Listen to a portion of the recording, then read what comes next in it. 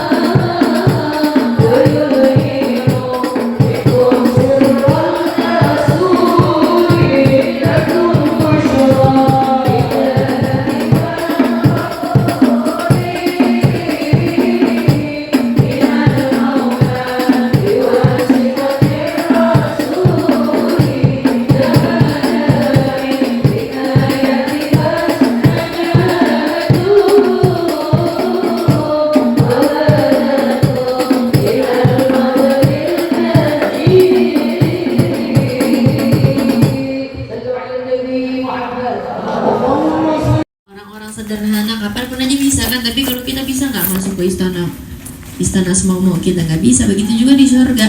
Tapi kalau di dunia kita udah nggak punya istana, jangan sampai kita nggak kebagian juga di surga. Ya, kita berdoanya semoga di surga kita dikasih tempat yang tinggi. Dan itu semua bisa kita dapatkan dengan mengerjakan sunnah. Qala Rasulullah sallallahu alaihi wasallam, qala Allah azza wa jalla ma taqarraba ilayya al-mutaqarribuna bimithli ada'i maftaratuhu alaihim wa la yazalu al-'abdu yataqarrabu ilayya bin nawafil hatta uhibbah fa idza habbtuhu kuntu sam'ahu alladhi yasma'u bihi wa basaruhu alladhi yubsiru bihi wa lisanuhu alladhi yantiqu bihi wa yadahu allati yabtishu biha wa rijluhu allati yamshi biha. Allah Subhanahu wa ta'ala berfirman dalam hadis qudsi, tidaklah seorang hamba dia terus ngedekat kepada Allah Subhanahu wa ta'ala. Bagaimana caranya seorang hamba ngedekat kepada Allah? Dengan mengerjakan salat fardu, dengan mengerjakan semua yang fardu-fardu, ya. Hatta uhibbahu, dia terus nggak pernah ninggalin fardu, dia kerjain tepat waktu, ya. Hatta uhibbahu, kata Allah, sampai saya sayang sama dia. Wala yazalu mutaqarribuna ilayya abdun, dan terus menerus seorang hamba mendekat lagi bin nawafil, dengan apa? Dengan sunnah-sunnah, ya. Sampai kata Allah Ta'ala, saya cinta sama hamba tersebut. Fa idza ahbabtuhu, kalau saya udah sayang sama hamba tersebut, ya, kuntu sam'ahu alladhi yasma'u bihi, saya adalah telinganya yang dia pakai buat ngedengar. Allah, saya jadi matanya yang dia pakai buat ngelihat, saya jadi tangannya yang dia pakai buat memegang, saya jadi kakinya yang dia pakai buat ngelangkah. Jadi kalau kita ngelihat ada hambanya Allah terpampang jelas di depan matanya dia hal-hal yang haram, tapi dia nggak mau, dia lebih memilih menoleh. Kenapa dia bisa menahan hawa nafsunya? Ya, karena mungkin aja Allah udah jadi matanya dia, ya. Allah ada di matanya dia, Allah ada di telinganya dia. Kata Sayyidil Habib Umar bin Hafidh waktu kunjungan ke Indonesia, Habib Umar bilang, beruntung banget orang-orang Indonesia tuh, beruntung. Kenapa? Karena tiap-tiap dia jalan di jalanan ada orang yang buka aurat, dia berpaling, pahala buat dia. Tiap ada orang perempuan laki-laki jalan bukan mahram, dia berpaling, dia ngeliatin, pahala buat dia. Maka kalau dia selalu berpaling aja kerjaannya seharian dari yang gak boleh dia lihat, udah seharian pahala semua catatannya dia. Ya, berapa banyak kata Habib Umar orang cuma dari menoleh aja dari pandangannya dia bisa jadi wali, dia bisa jadi orang yang dekat di sisi Allah cuma dengan amal begitu. Itu kata pandangannya orang soleh. Orang soleh bilang beruntung ya, tinggal di Indonesia, kalau ngelihat yang haram tinggal melengos. Kita mah kagak melengos. Sekali nggak sengaja, kedua rezeki, ya. Sekali nggak sengaja begitu yang dilihat, ya, orang-orang, apalagi kalau di mall, ya, yang ada orang luar negeri. Sekali kita melihat, astagfirullah. Kedua, masya Allah. Ketiga, alhamdulillah. Ya. Berapa banyak orang menoleh lihat cowok-cowok ganteng nih, perempuan, pertamanya astagfirullah dulu, terus nengok lagi, semoga dapat jodoh yang modelan begitu. Hati-hati nih mama-mama, ya. Atau enggak, semoga anak saya dapat yang modelan begitu. Hati-hati dengan mata kita, hati-hati. Tapi kalau misalnya ada orang dia ngelihat hal-hal yang haram, lihat hal-hal yang gak boleh dia lihat.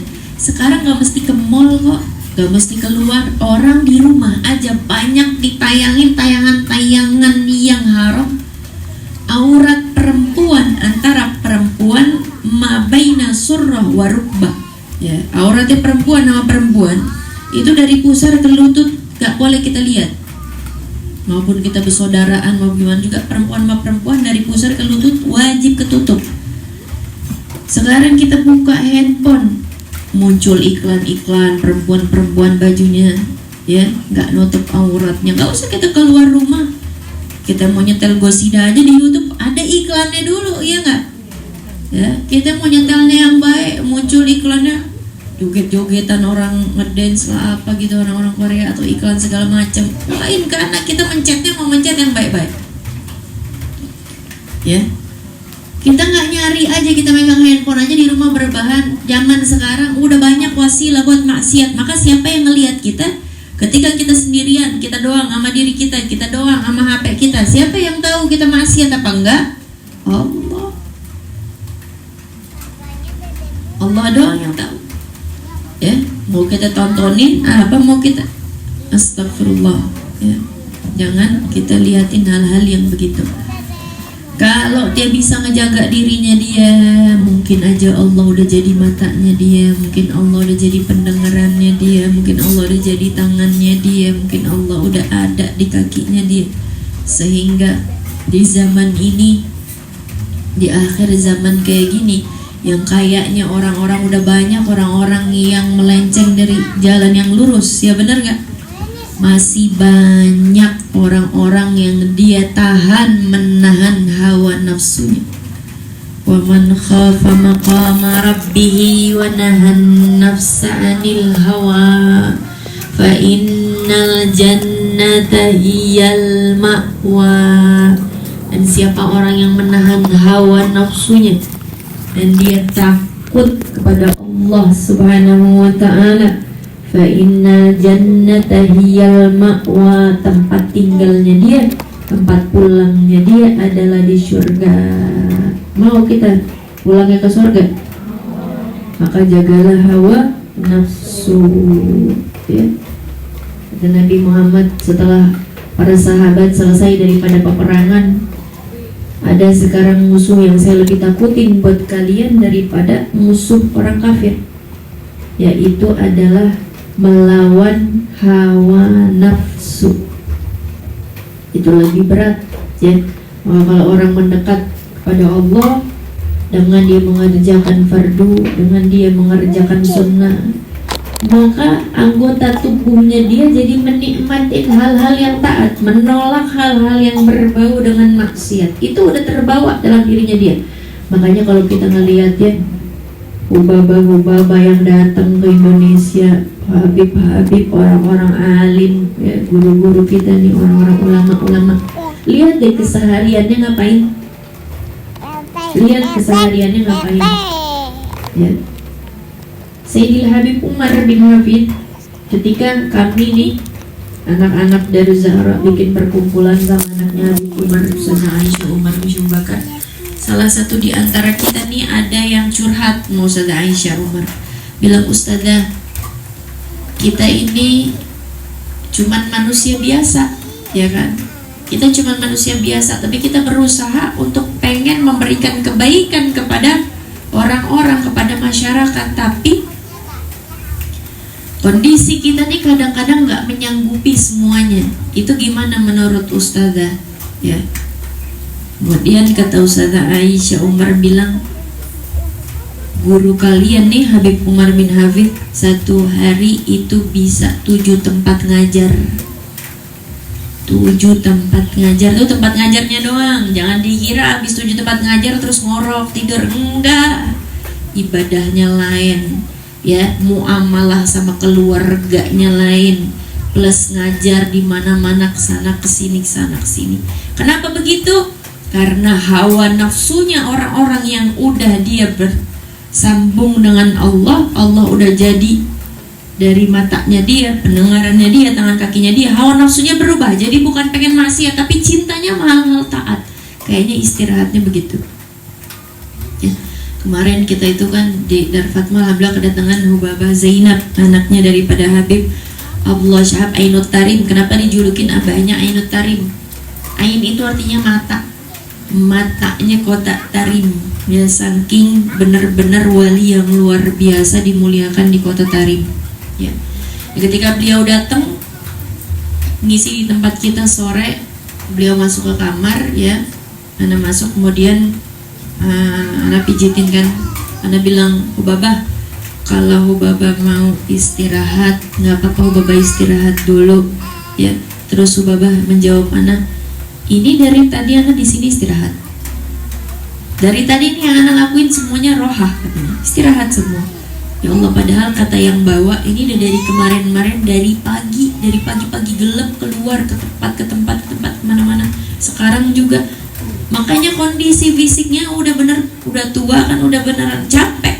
Tapi bilang, Ana dari tadi lagi istirahat. Emang ente pikir Ana dari tadi lagi ngapain? Ana dari tadi lagi istirahat. Ana bilang enggak, kalau Baba mau istirahat dulu, Ana keluar dan orang yang bantu-bantu di kamarnya biar keluar, biar Baba istirahat. Ana ini lagi istirahat. Sekarang Ana lagi istirahat, ini Ana lagi roha. Jadi kecapeannya, sibuknya itu semuanya udah jadi kesenangan, udah jadi hawa nafsunya. Kemudian ketika Baba berebahan, lisannya nggak akan pernah berhenti daripada berzikir kepada Allah. Sebagaimana ketika Ana mendampingi Baba Syarifan, kemarin juga Baba Zainab, Ana lihat itu rebahannya, lisannya nggak berhenti dari zikir sama sekali. Kalau kita kan rebahannya scroll TikTok, lihat sinetron, nyetel dangdut, ya rebahannya. Pokoknya kalau udah pagi kajian, siang kajian, sampai sore waktunya malam-malam nyetel TV, rebahan, nyetel lagu dangdut, lagu galau, ya. Itu tuh kita begitu. Udah dari pagi udah ngaji sampai sore, sekarang waktunya istirahat. Apa istirahatnya kita? Santai-santai nonton, seru-seruan denger lagu. Tuh istirahatnya kita. Jadi kita ngerasa dari pagi sampai sore kajian tuh capek. Ya, begitu kita istirahat, setel lagu, setel TV, sinetron, itu istirahat. Tapi bagi mereka istirahat itu adalah berada bersama Allah, itu rohah. Itu rohah, itu istirahat. Itu kesenangannya. Makanya orang-orang yang seperti itu adalah orang yang dia berhasil menyelesaikan fardunya sesuai dengan yang diperintahkan, dan dia juga menambah dengan sunnahnya. Maka kita semua yang di sini hadir ini belajar. Kita mau belajar jadi orang taat, ya, dengan kita mencontoh daripada orang-orang yang udah berhasil melalui kehidupannya untuk ketaatan. Nah di sini Imam Ghazali ngasih tauin ke kita, ya, bahwa kalau Allah udah cinta sama seorang hamba, Allah akan jadi matanya, jadi telinganya, jadi tangannya, jadi kakinya. Sampai nggak ada lagi kayaknya celah buat maksiat atau buat langgar daripada apa yang Allah nggak suka. Karena isinya hidupnya semuanya udah penuh ketaatan kepada Allah Subhanahu wa taala. Dilanjutkan oleh Imam Ghazali, walan tasila ayyuhat talib ila al-qiyam bi awamirillahi ta'ala illa bi muraqabati qalbika wa jawarihika fi lahadhatika wa anfasika min hina tumsi ila hina tusbih. Gimana sih caranya orang-orang soleh itu bisa kayak tadi, ya, kata Imam Ghazali, yaitu dengan kamu, ya, selalu merasa diawasi oleh Allah, bimuraqabatillah, ya, dengan perasaan muraqabah dari Allah, dari kamu melek sampai kamu merem, ya. Masalahnya kita ngerasa diawasi nama Allah kalau lagi di majelis doang. Kalau lagi di majelis siwakan, kalau lagi di majelis bismillah latahnya, nyampe rumah kutil loh, monyet gitu latahnya. Tapi kalau di majelis mah cakep, subhanallah, masya Allah, astagfirullah. Ya kita ngerasa diawasinnya kalau lagi di majelis doang, padahal Allahnya itu 24 jam. Ada juga Allah ngawasin kita begitu kita lagi di rumah, begitu kita lagi aktivitas di rumah, itu dia lihat juga. Tapi kita ngerasanya, oh kalau di majelis ini memang tempat taat, ya, tempatnya cakep. Udah begitu kita balik ke rumah udah jadi ke kehidupannya masing-masing. Hati-hati terhadap hawa nafsu kita sendiri. Fa'alam anna Allah tabaraka wa ta'ala muttali'un ala dhamirika wa musyrifun ala zahirika wa batinika wa muhitun bi jami'i khataratika wa lahadhatika wa khatawatika wasairi sakanatika wa harakatika wa annaka fi mukhalatatika wa khalawatika mutaraddidun baina yaday.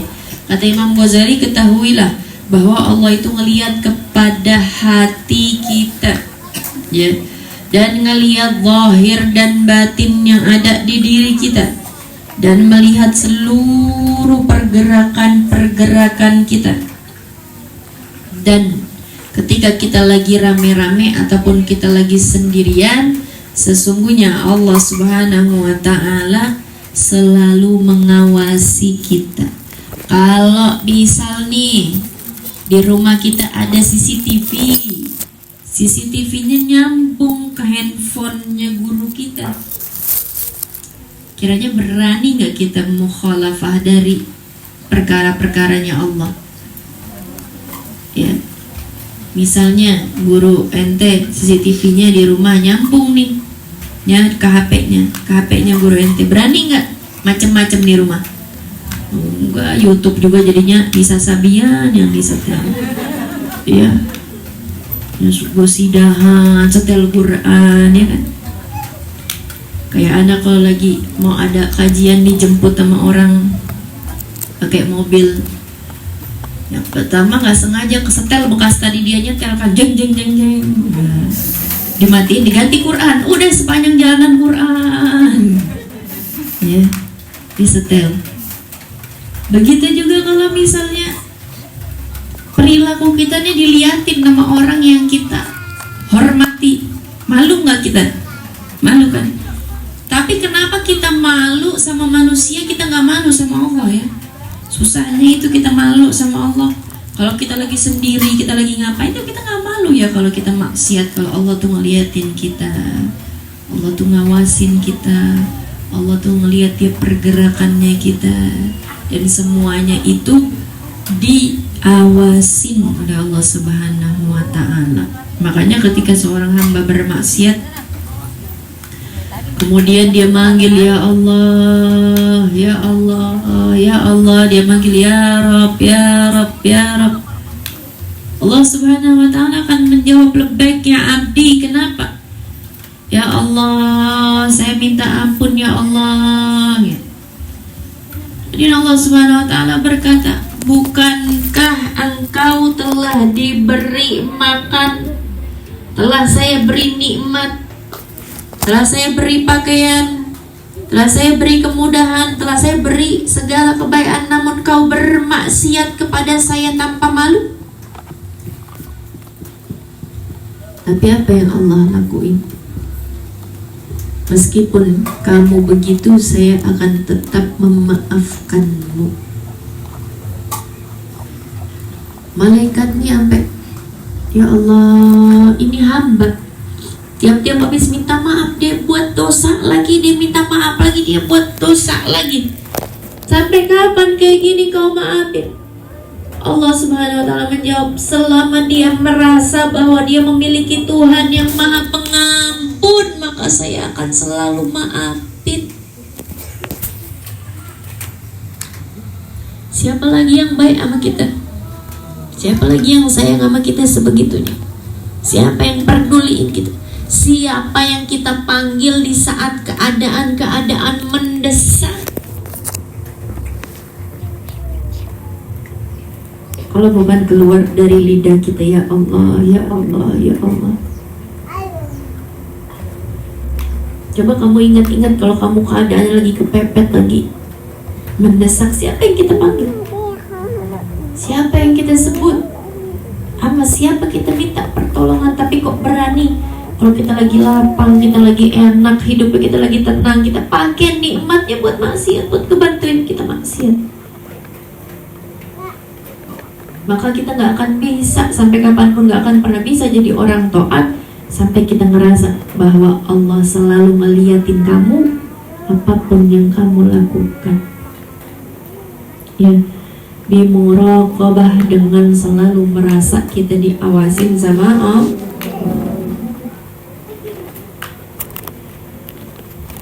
Fala yaskun fil mulki wal malakut sakin wala yataharrak mutaharrik illa wa jabbarus samawati wal ardu muttali'un alaih. Tidak ada apapun yang bergerak di dunia ini kecuali Allah lihat. Bahkan dikatakan apabila ada kegelapan malam, gak ada lampunya, gelap gulita, jalan satu, semut hitam, Allah bakal lihat. Allah melihat semua apapun yang ada, dan Allah yang mengatur segala takdir untuk kita semua. Nabi Sulaiman tuh kan bisa bicara sama hewannya. Allah kasih kelebihan mukjizatnya. Kemudian satu hari Nabi Sulaiman ini bilang, "Ya Allah, saya mau dong, sekali aja saya mau ngasih makan, ngasih azumah nih, ngasih makanan buat ikan-ikan yang ada di laut. Satu laut doang, satu laut." Biasanya kan kita nggak pernah tahu ikan-ikan dapat rezeki makan kayak gimana. Allah ngasih perantaranya, rezekinya bisa sampai ke ikan, bisa sampai ke semut, rezekinya Allah bisa sampai ke hewan-hewan, bisa sampai ke kita. Kata Nabi Sulaiman, sekali aja saya pengen ngasih makan.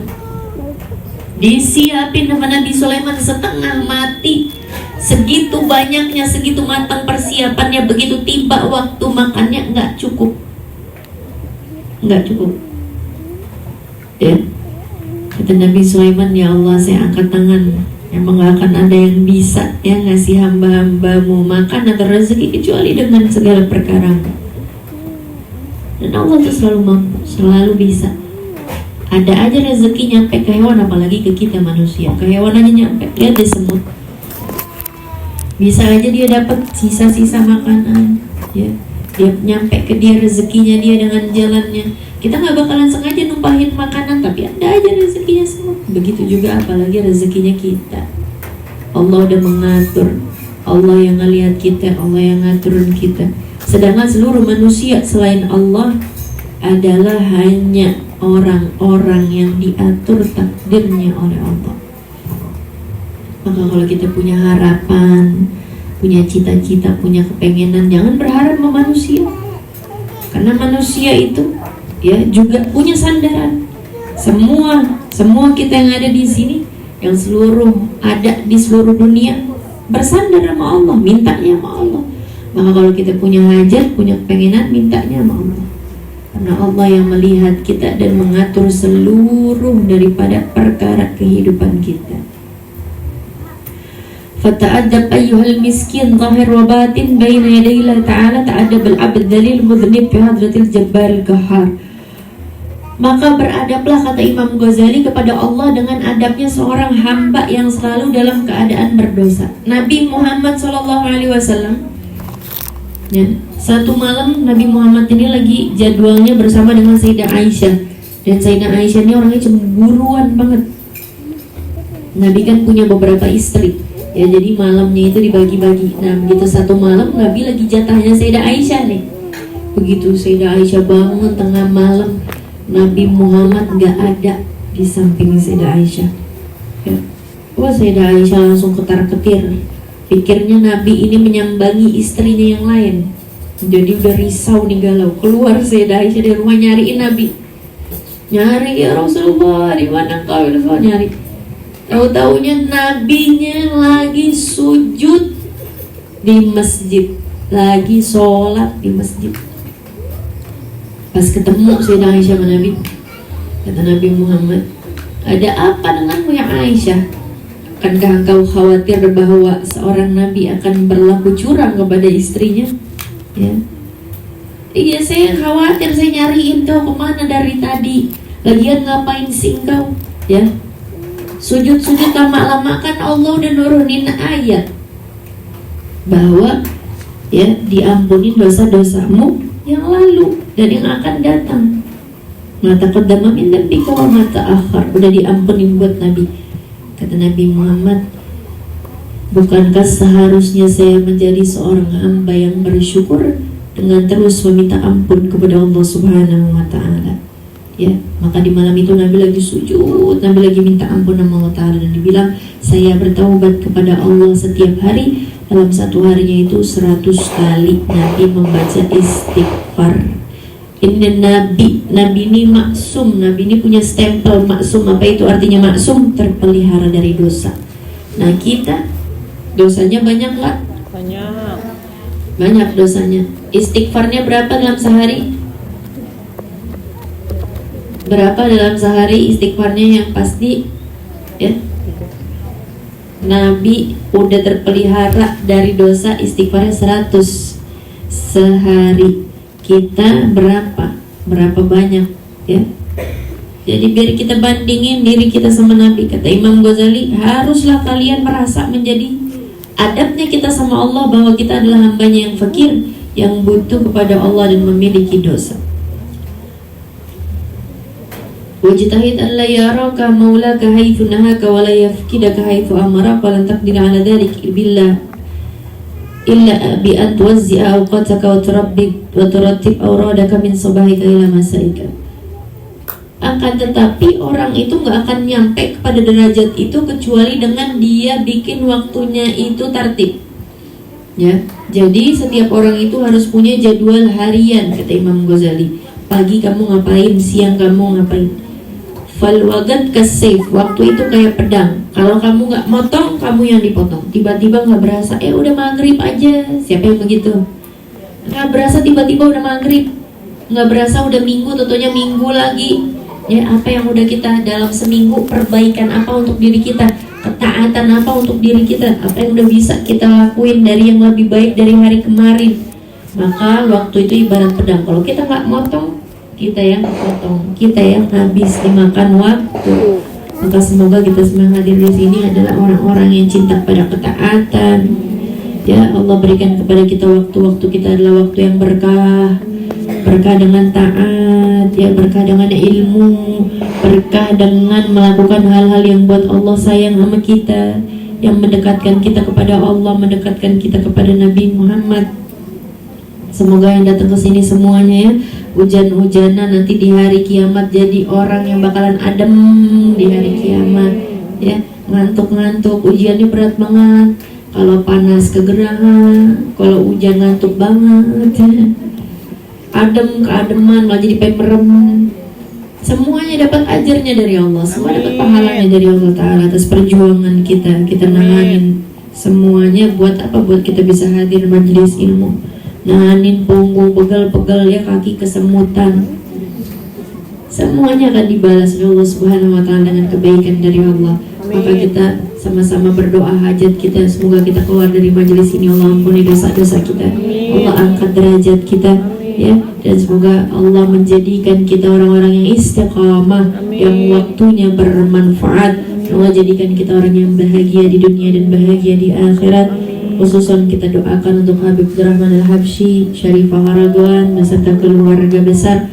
Allah barokahkannya kehidupannya, Allah jadikan rumah tangganya sakinah, mawaddah warahmah. Allah jadikan anak-anak keturunan yang saleh dan salehah. Allah kabul segala hajat, dan juga majelis ta'lim ini semoga berkah, semoga semakin besar memberikan manfaat untuk umat Nabi Muhammad. Ala adhini wa likulniyatin salihah ila hadratin Nabi bisir al-Fatihah.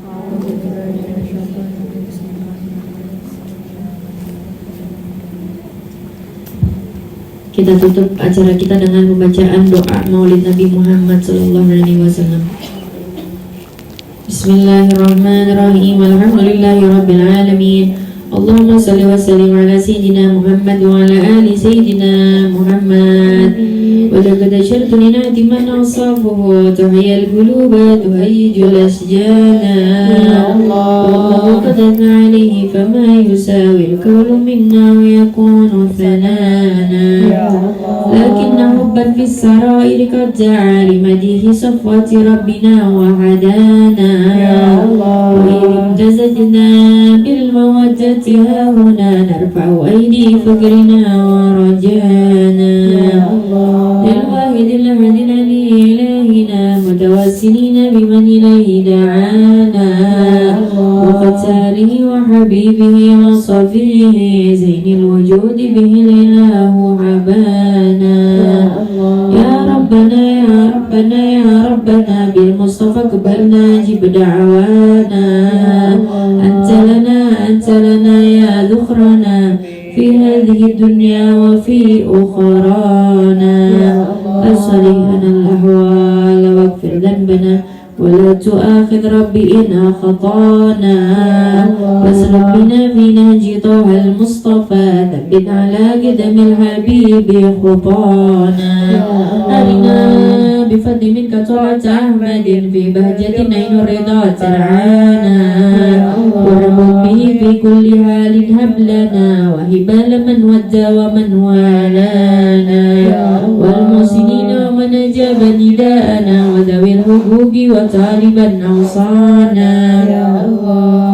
والحاضرين وسعيا في جمعنا ها نحن بين يديك أنت ترانا ولقد رجوناك فهجك سؤلنا واسمع بفضلك يا سميع دعانا وانصر بنا سنة طه في بقاء الأرض واجمع كل من عادانا وانظر إلينا وانظر إلينا واسقنا كأس الهنا واشفي وعافي عاجلا مرضانا وقد لنا الحاجات واحسن خدمنا عند الممات وأصلها عقبانا يا ربي واجمعنا وحبابا لنا في دارك الفردوس يا رجوانا يا ربي واجمعنا وحبابا لنا في دارك الفردوس يا رجوانا يا ربي واجمعنا وحبابا لنا في دارك الفردوس يا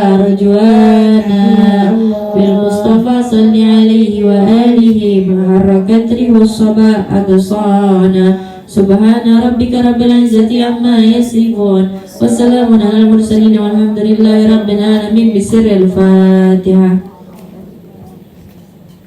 الله الله